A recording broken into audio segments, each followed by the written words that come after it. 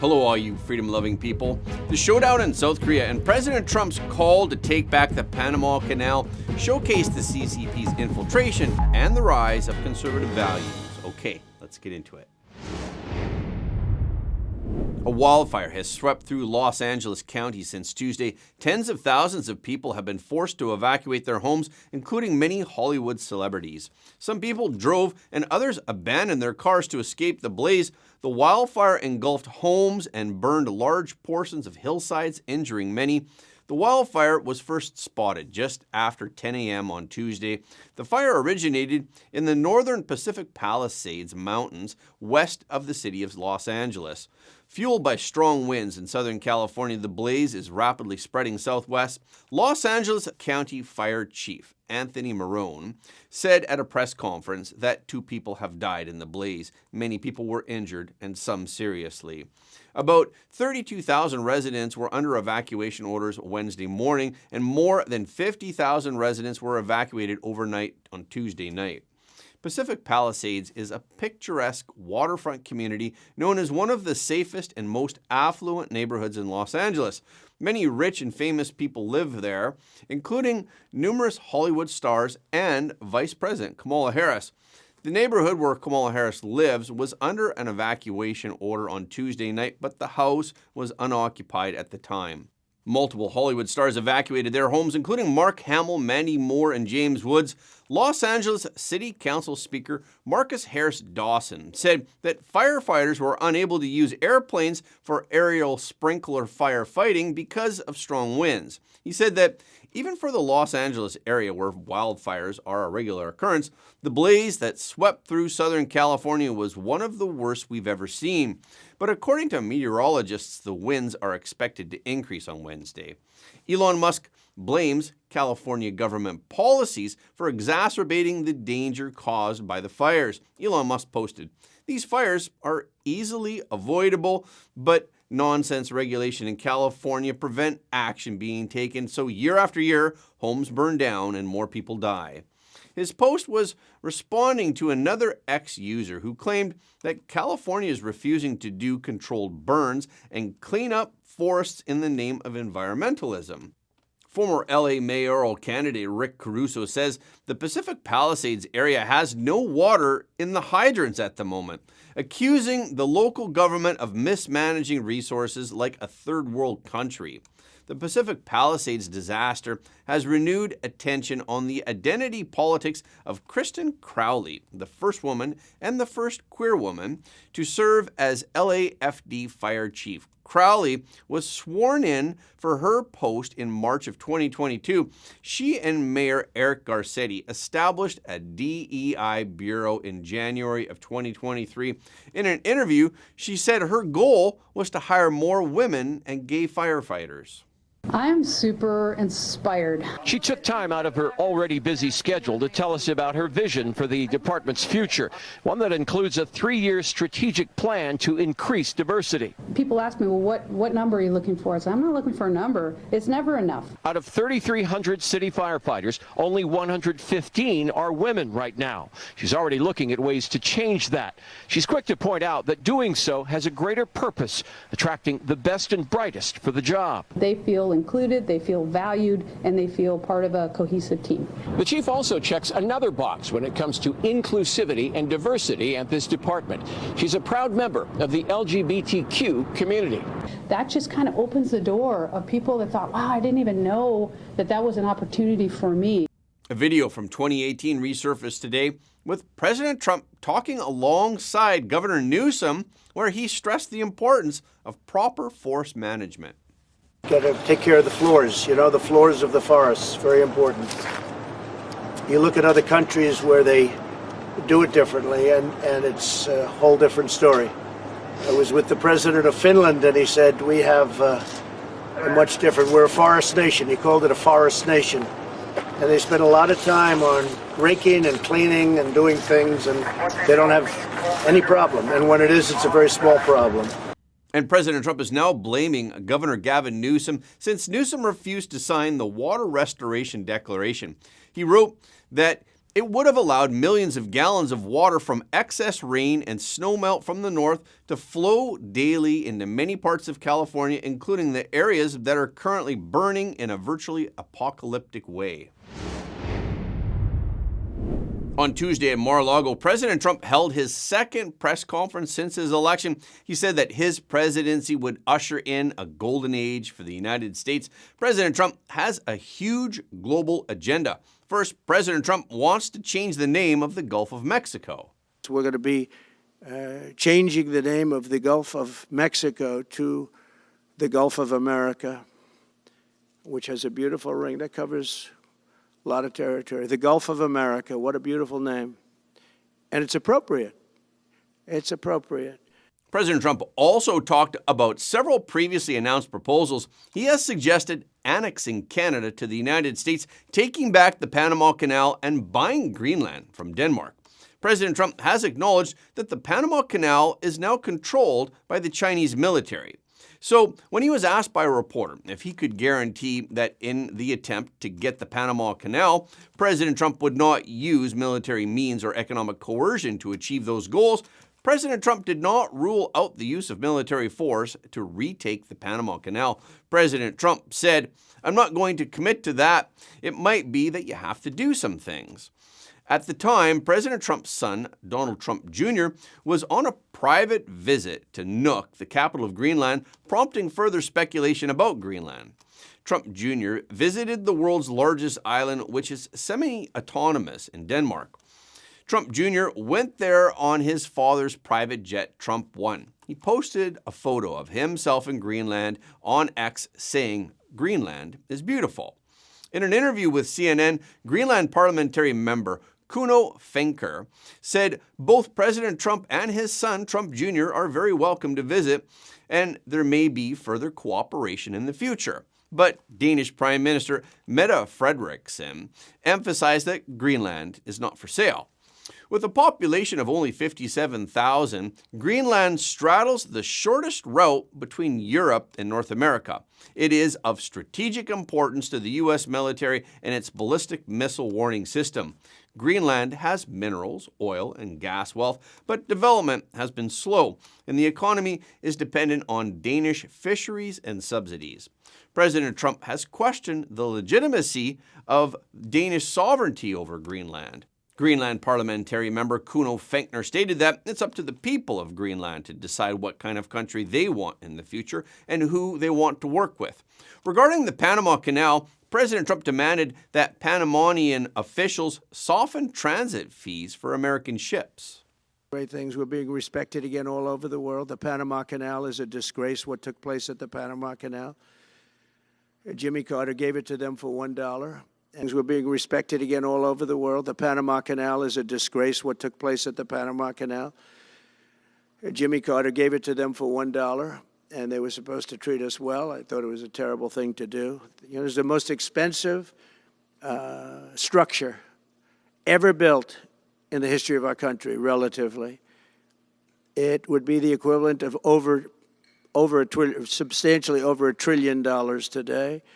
We lost 38,000 people. Think of it, 38,000 people, they died from malaria, mosquitoes. They were unable to stop the mosquitoes. They paid people 5 times more to take the job. Many of those people died. We gave it away for $1. But the deal was that, you know, they have to treat us fairly. They don't treat us fairly. They charge more for our ships than they charge for ships of other countries. They charge more for our Navy than they charge for navies of other countries. They laugh at us because they think we're stupid, but we're not stupid anymore. President Trump also expressed his dissatisfaction with the close relationship between the Panama government and the Chinese Communist Party. Look, the Panama Canal is vital to our country. It's being operated by China. China. And we gave the Panama Canal to Panama. We didn't give it to China. And they've abused it. They've abused that gift. It should have never been made, by the way. Giving the Panama Canal is why Jimmy Carter lost the election, in my opinion, more so maybe than the hostages. The hostages were a big deal. But if you remember, and nobody wants to talk about the Panama Canal now because, you know, it's inappropriate, I guess, but because it's a bad part of the Carter legacy. And some Republican lawmakers are pushing President Trump to hurry up and secure Greenland so that China can't get its hands on the country first. Representative Tim Burchett, a Republican of Tennessee, said regarding Trump Jr.'s visit, "I think it's a great move by the Trump team to try and make friends as much as possible because if we don't, the Chinese will." Greenland is also a key location in China's Polar Silk Road. The Polar Silk Road is a plan to expand China's economic influence with countries in the area. Chinese stakeholders currently own large claims to Greenland's large rare earth deposit, which has vast stores of uranium. Panama used to have good diplomatic relations with Taiwan. In 2016, Panama became the first country where then Taiwanese President Tsai Ing-wen traveled to after taking office. We all know that the Chinese Communist Party has always emphasized that Taiwan is part of China, and the CCP has used every opportunity to dwarf Taiwan in the international arena. Therefore, it's obvious that Panama and the CCP did not have a close relationship before 2016, but a year later, the situation changed. Panama then announced that it had severed diplomatic relations with Taiwan and established diplomatic relations with the Chinese Communist Party. Then President Juan Carlos Varela personally laid the cornerstone of the Chinese-built Cologne container terminal project and announced that the Chinese side would invest $750 million in construction and create a lot of jobs. For small countries, the CCP usually uses economic benefits to bribe them. This time, the CCP succeeded again. In the same year, Varela visited Beijing, and Panama became the first Latin American country to join the Chinese Communist Party's One Belt, One Road program. In December of 2018, Xi Jinping made a special 20-hour state visit to Panama after attending the G20 summit in Argentina. The CCP's own media is not shy about boasting about the depths of the CCP's penetration into Panama. The People's Daily, the largest official newspaper in China, published an article in August of 2024 stating that the Chinese Communist Party's maritime companies employed a significant number of local employees at various terminals in Panama and collaborated with local maritime colleges and institutions in order to provide and donate various types of ship equipment. According to the article, China has long maintained its position as the largest supplier of goods to the Cologne FTA and the second largest user of the Panama Canal. Hong Kong businessman Li Keqiang controls two of Panama's 5 main regional ports, Balboa and Cristobal, on both sides of the waterway. This is not much different from the Chinese Communist Party's direct control of these two ports. Another Chinese Communist Party company is completing construction of a cruise terminal on Amador's Pacific coast. Previously, the Communist Party acquired control of Margarita Island, which is the largest port on the Atlantic side of Panama, in 2016 for $900 million. China Communications Construction Company is also building a deep-water port. According to American media, after at least 5 years of debate, a consortium of Chinese state-owned companies will soon restart construction of a fourth $1.3 billion bridge across the Panama Canal. Panama's former president Valero has been ousted in a corruption scandal. Many of the infrastructure projects that he championed were canceled or modified. However, the CCP has already gained a foothold in the small Central American country. Numerous Chinese companies, including Huawei, have set up regional distribution centers in Panama's free trade zone, and several Chinese banks have been granted operating licenses in Panama. That's why President Trump is saying that it is in fact the Chinese communists who are in control of the Panama Canal. But some politicians don't agree with President Trump. Panama President Jose Raul Molino said that China does not control or manage the canal. When it comes to the canal and Panama sovereignty, everyone will unite under the Panama flag. However, if we look at what's happening in South Korea now, we will see clearly what is really going on. The fierce political confrontation in South Korea is in fact a struggle between the pro-China faction and the pro-US faction. The pro-US faction is the rightist Conservative Party, while the pro-North Korean and pro-China faction is the leftist Democratic Party. South Korea's political history of more than 70 years is a struggle between these two factions. That's why the South Korean flag and the American flag were in the hands of the people who were protecting the incumbent president in front of the presidential palace. Since the founding of Korea and the Korean War, Korea has always been subjected to forceful deterrence by North Koreans. From 1945 to the 1970s, North Korea was much richer than South Korea. At that time, South Korea could not compete with North Korea in terms of economy, military issues, and so on. Therefore, the president of South Korea at that time had to rely on the military alliance between South Korea and the United States in order to prevent forceful deterrence by North Korea. The economy could only rely on exports, and this market was mainly the United States market. So the presidents at that time were all pro-American. Later on, South Korea achieved rapid economic development, including democratization and so on, and they began to overtake North Korea in the late 1980s. In the 1990s, with the collapse of the Soviet Union and the end of the Cold War, people began to relax their vigilance against communism, and panda huggers emerged in the West. South Korea also established diplomatic relations with Beijing. Taking advantage of the Chinese market and its cheap labor force, South Korea's economy took off again. Therefore, from the 1990s onward, South Korea relied on the United States for its security and China for its economy. So South Korea started to balance between the US and China. The total U.S. military presence in Japan and South Korea is close to 60,000 troops, with 23,000 in South Korea and 36,000 in Japan. So what is the concept of this figure? After the war, the U.S. military garrison in Afghanistan was less than 10,000 people.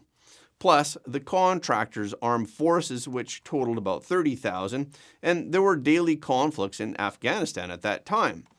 Of course, at that time, the United States and China also had a cooperative relationship, so South Korea did not encounter much problems. However, China's economy has also developed a very fast pace, but after 2010, China was no longer a partner in South Korea's economy. Rather, China had become a major competitor. And especially since March of 2018, the trade dispute between the U.S. and China has turned into an economic war. It has gradually expanded into an ideological war between the U.S. and the Chinese Communist Party. This has posed a big problem for South Korea, and that is it has to choose between the U.S. or the CCP. The Communist Party of China achieved great success during the Moon Jae-in era. At that time, the relationship between South Korea and the CCP was very close, and the relationship with Japan, diplomatically, politically, and militarily, was at a freezing point. U.S.-South Korean military relations were also weakened, and the scale and level of joint military exercises between the two sides declined dramatically during that period. During the Moon Jae-in administration, the attitude toward China was one of total dependence and subordination. The Chinese Communist Party had been interfering in South Korea's internal affairs, and Moon Jae-in accepted this, which has aroused the dissatisfaction of South Korean conservatives and the United States. However, after President Yoon Suk-yeol came to power, the situation changed dramatically. And not only did he become pro-US, but his relationship with Japan improved dramatically. And now that President Trump is about to take office, Beijing must strengthen its security around Korea.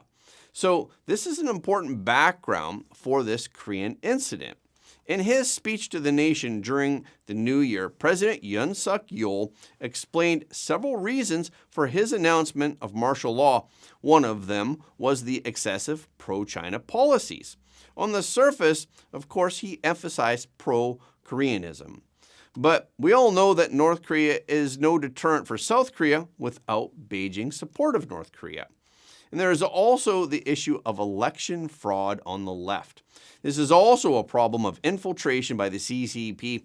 The CCP's United Front Work Department, in cooperation with the leftists, has committed election fraud in various elections in Korea.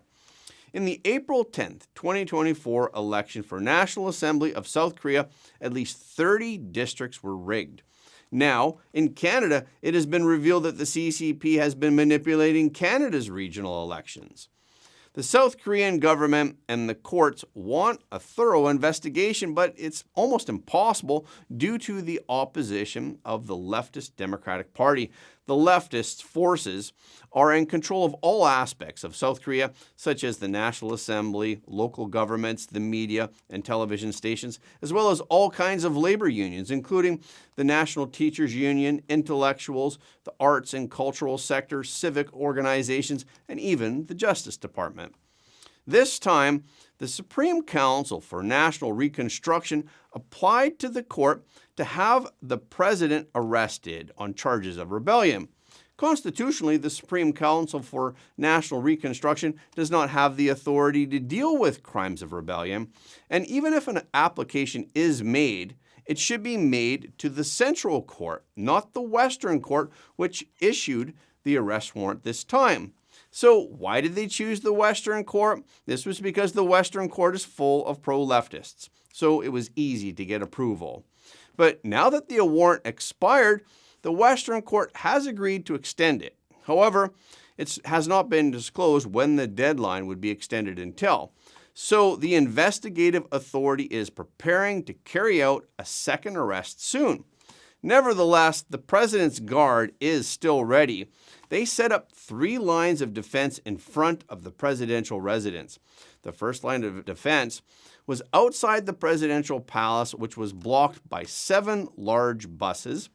Behind the wall of buses, there is a barbed wire fence and a human fence. The second line of defense places small tactical vehicles and large RVs and another human wall. The third line of defense, which is the closest to the main gate of the residence, also has large RVs, human walls, and barbed wire fences around the residence. The media is predicting a bloody battle for the next arrest. Sources within the police revealed that they do not rule out the possibility of arresting the president's security staff one by one for special obstruction of official duties, or even consider arresting the president's chief of security directly.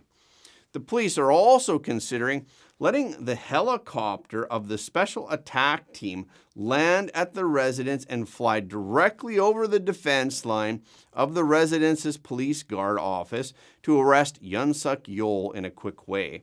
So we'll continue to monitor the development of the situation in Korea. And that's a wrap for this episode. Thank you so much for your support of Front Page. Please remember that every like, comment, and share helps more people to see the truth. If you haven't already, please subscribe. And if you have already subscribed, we thank you, but please double check to make sure that you're still subscribed, because some of our audience have reported that they're somehow unsubscribed without their knowledge. We've also heard that many of you don't get notifications of our videos anymore on YouTube. So when you do subscribe on YouTube, please make sure to tap the notification bell as well. Okay, this is our show for today. Thank you so much for tuning in. If you like what you heard today, please don't forget to like this video and share it with your friends and family, because everybody deserves to know the truth.